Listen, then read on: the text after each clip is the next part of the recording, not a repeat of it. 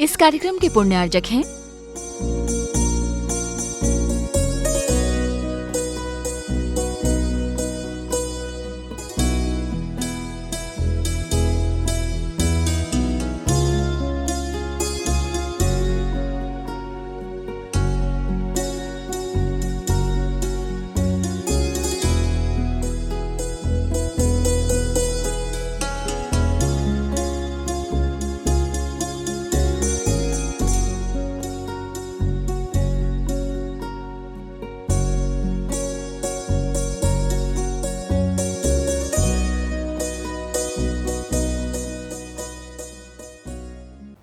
नमोस्तु आचार्य।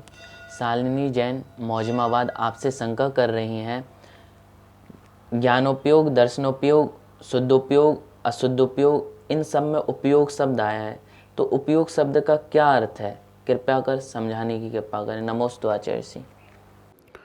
उपयोग चैतन्य के अनुविधायी परिणामों को उपयोग कहते हैं। जो चैतन्य का अनुसरण करते हैं वो उपयोग कहलाता है, और वह उपयोग जो है ज्ञान रूप और दर्शन रूप दो प्रकार से है। ज्ञान उपयोग मतलब कि ज्ञान मतलब जानना, जानने रूप जो परिणाम हैं उसे ज्ञानोपयोग कहते हैं, और जो देखने रूप परिणाम हैं उसे दर्शन उपयोग कहते हैं। जो शुभ उपयोग और अशुभ उपयोग कहा जाता है वह इसी कारण कहा जाता है कि ज्ञान की जो अशुद्धता है वो, और दूसरा बात राग द्वेष से मिश्रित जो ज्ञान है वो जो है अशुभ उपयोग है, और जो राग द्वेष से मिश्रित तो है पर सम्यक रूप है वो शुभ उपयोग कहलाता है। अशुद्ध उपयोग जो है किसे कहते हैं? राग द्वेष आदि के परिणाम जो जीव में पाए जाते हैं उन परिणामों से उत्पन्न जो पर्याय है जानने की, देखने की, वो अशुद्ध उपयोग कहलाता है। तो उपयोग मतलब जानना, और जानने की जो क्रिया है वो मात्र चैतन्य में होती है, अचैतन्य में नहीं होती है। जीव का स्वभाव क्या है? जानना और देखना। तो जानने रूप जो परिणमन हो रहा है और जो देखने रूप परिणमन हो रहा है वो उपयोग है।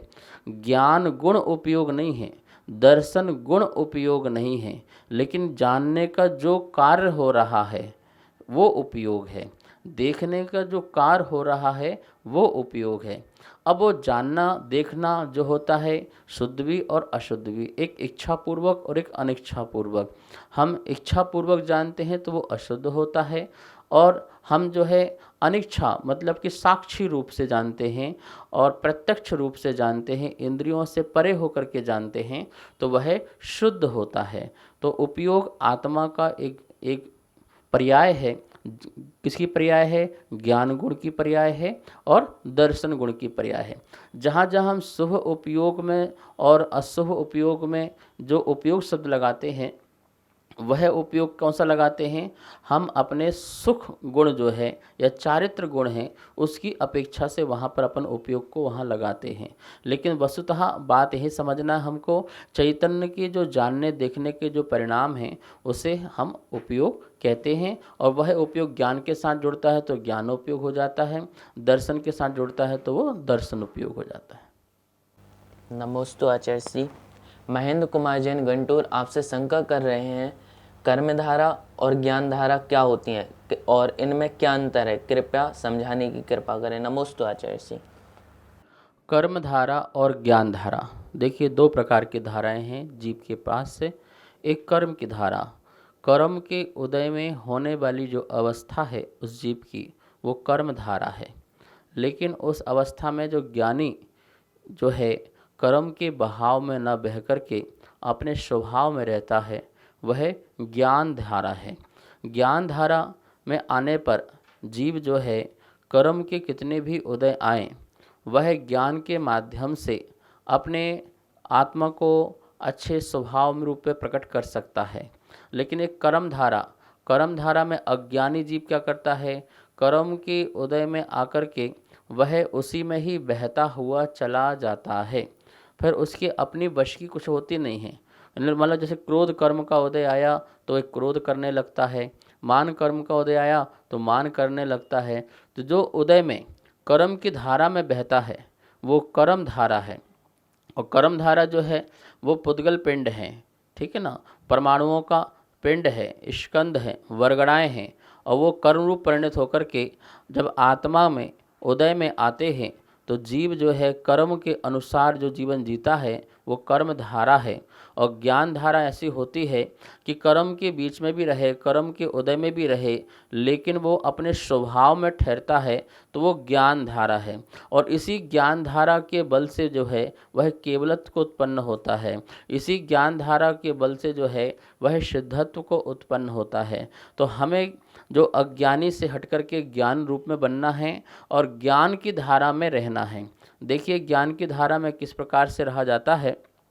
जैसे आपको देवशास्त्र गुरु पर श्रद्धा है, लेकिन अभी अभी आपका कर्म का उदय है और आप भोगों में लगे हुए हैं, तो आचार्यों ने कहा भोगों में लगे रहने पर भी सम्यक दृष्टि या मुनिराज जो हैं वो ज्ञान धारा, जैसे आहार कर रहे हैं, आचर्षि आहार कर रहे हैं तो आहार एक भोग है, क्योंकि एक बार जो भोगा जाता है उसे भोग कहते हैं। तो भोजन कर रहे हैं और भोजन करते समय भी वो ज्ञान धारा में, ज्ञान धारा में कैसे कि मैं भोजन का करता नहीं हूँ, मैं भोजन करने वाला नहीं हूँ, भोजन मेरा जो है चेतन का आहार नहीं है। इस प्रकार से 100 पर भेद विज्ञान करते हुए वो भोग करते हुए, भोजन करते हुए भी उससे परे हैं, उससे हटे हैं, तो वो ज्ञान धारा है।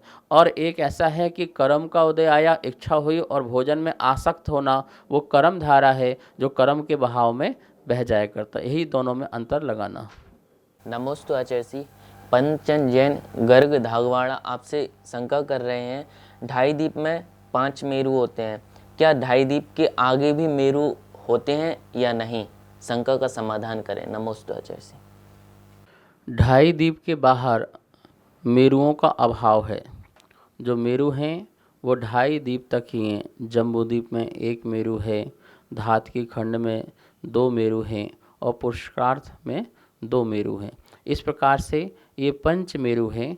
5 मेरु ढाई द्वीप के बाहर नहीं हैं, क्योंकि ढाई द्वीप के बाहर इसलिए भी नहीं हैं कि मेरुओं में क्या होता है, तीर्थंकरों का अभिषेक होता है। तो तीर्थंकर का जो अभिषेक आदि होता है वैसे तो देवताओं द्वारा होता है, लेकिन वहाँ भी जो है मुनि आदि का सद्भाव जो है पाया जाता है। मुनि सुमेरु पर्वत आदि जाते हैं। तो इस प्रकार से जो आगम में व्यवस्थाएं हैं वो जैसी व्यवस्थाएं संसार की अकृत्रिम हैं, जैसा कि केवल ज्ञान में केवलियों को दिखा है, उन्होंने उसी प्रकार से ही व्याख्यान किया है।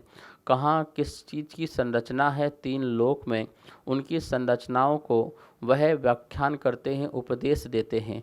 तो उनके ज्ञान में यही देखा कि ढाई द्वीप के अंदर ही मेरु है और जिसके सूर्य चांद तारे आदि परिक्रमा लगाते हैं।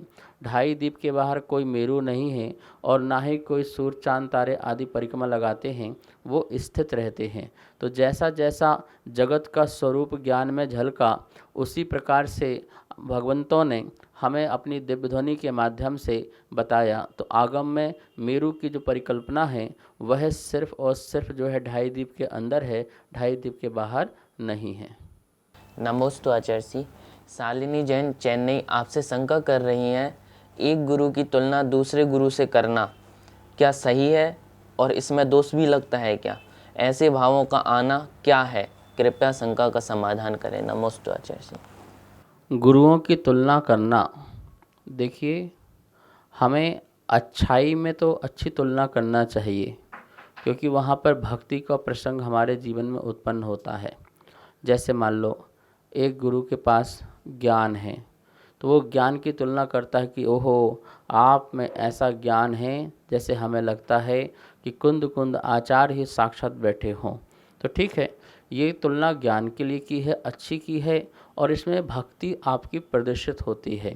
जैसे आप वर्तमान के मुनियों को देख कर के कह देते हैं कि ये तो चलते फिरते जो हैं तीर्थंकर जैसे हैं, चलते फिरते जो हैं इस प्रकार से अरहंतों जैसे हैं। ठीक है, आपने भक्ति में कह दिया और कह देते हैं, इसमें कोई पाप का बंध नहीं है, लेकिन मानने लग जाओ कि तो महावीर ही हैं, तो ये गलत हो जाएगा। ठीक है ना। तो भक्ति की प्रसंग में आपने तुलनात्मक अध्ययन किया है तो कोई दिक्कत नहीं है, लेकिन बुराई में तुलना करना, ये ऐसे हैं वो वैसे हैं, इनका ऐसा आचरण है, उनका वैसा आचरण है, ये तो नीचे निम्न कोटि के हैं, वो उच्च कोटि के हैं। तो इस प्रकार से यदि आप आचरण को लेकर के उनकी बुराइयां करते हो, तुलना करते हो एक दूसरे गुरुओं के प्रति, तो ये पाप का बंध है। और ऐसा पाप का बंध जघन्य पाप का बंध है। इसलिए कभी भी इस प्रकार से बुराई की, अवगुणों की कभी भी तुलना नहीं करना है। और ऐसा तुलना करेंगे तो पाप का बंध लगता है।